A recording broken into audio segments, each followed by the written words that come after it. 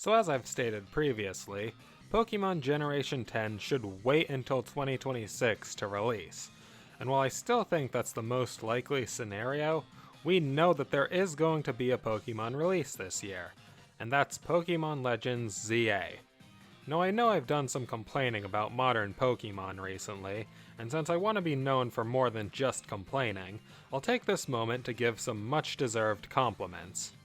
I am really looking forward to this game, as I was a big enjoyer of Legends Arceus, and that's mostly because it was a Pokemon game that actually tried something new, giving us a whole new setting, type of story, and new mechanics that proved Game Freak did actually want to get experimental and push the Pokemon series into uncharted territory. The fact that Legends Arceus was released helped dispel the rumors that Game Freak was unwilling to evolve, as this game shows that they were willing to step outside their comfort zone and give us something completely new. Something that must have taken a lot of courage given how ingrained the Pokemon formula is with all of us. But after I played through this game, I started getting nervous. What if this was just a one-time thing? Would Game Freak be able to tell that fans wanted more of this? From what I could tell, Legends Arceus sold well, but well enough to warrant a sequel?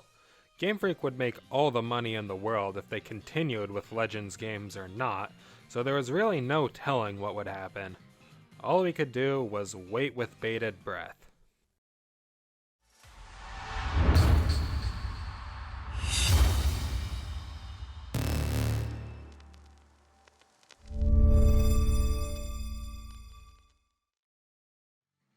When I first saw the reveal for Pokemon Legends ZA, I let out a huge sigh of relief. They noticed. Game Freak saw that this was something fans wanted and decided to expand upon it, and I couldn't be happier. Especially considering the idea of Legends could work perfectly with most regions of the series. Which brings us to the fact that this game takes place in Kalos.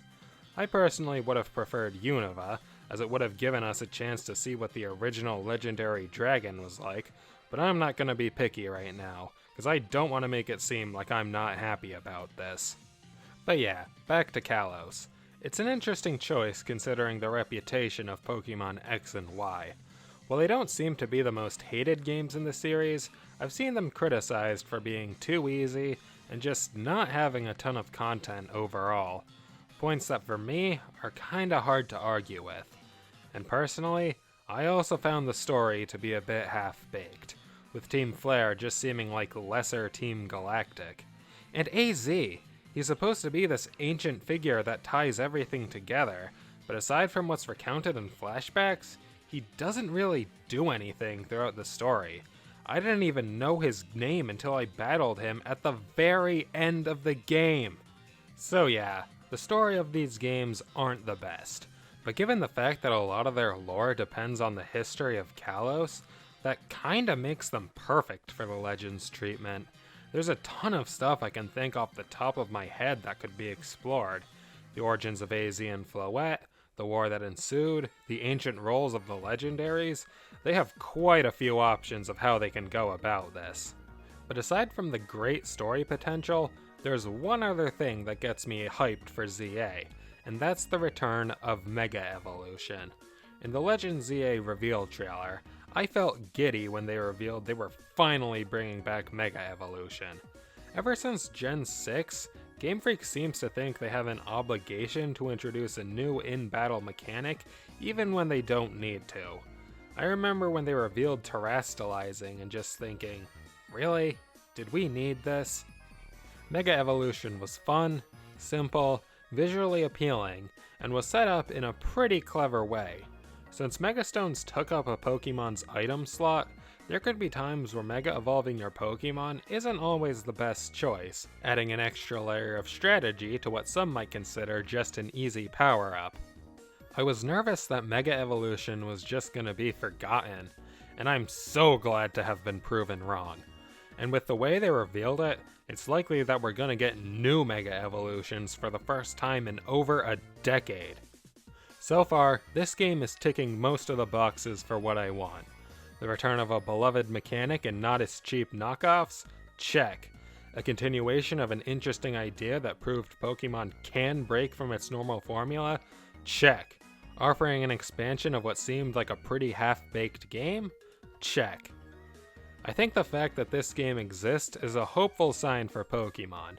It's already helping push Pokemon in a new direction, and if this game is successful, Pokemon could be pushed in even more directions, with more things to do and ways to explore. I don't want to imagine a world in which Arceus flopped, because who knows what that would have done to the Pokemon Company's confidence in branching out. They'd probably stick to playing it safe for the rest of eternity. Thank Arceus that isn't the case. But right now, we hardly know anything. I mean, at the time I'm writing this, we haven't even seen any actual gameplay for ZA, so who knows what exactly they're planning.